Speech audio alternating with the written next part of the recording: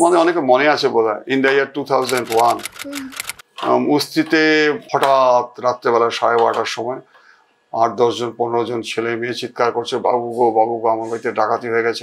কি বলছে? তখন খেতে বসেছি ইউনিফর্ম পরে।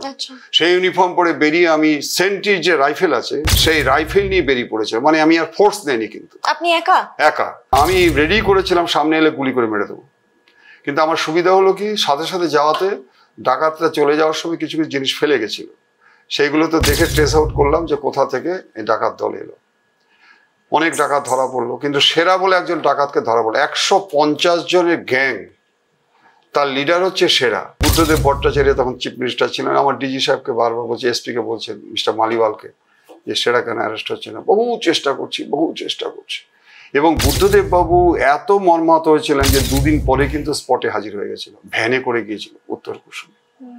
এবং আমি আজকে এই ঘটনাটা কেন বলছি, দর্শকবৃন্দ যারা শুনবেন, যে বুদ্ধদেব বাবু যখন জিজ্ঞাসা করছে, গ্রামের লোকেরা, অসহায় মানুষরা বলছে, বাবু গো এই ওসিটা না বড় ভালো, এই ওসিটা না সেই সময় একা চলে এসেছিল, এই ওসিটা অনেককে ধরে নিয়ে গেছে বাবু গো। তখন বুদ্ধদেব বাবু বলেছিলেন, আমার কাছে এখনো পেপার কাটিংটা আছে, যারা এখানে সাংবাদিক আছেন লিখুন, ওসি পুলিশ সম্পর্কে আপনারা যাতে এখন ডাকাতি করে নিয়ে গেছে সর্বহারা, তা সত্ত্বেও ওসিকে ভালো বলছে।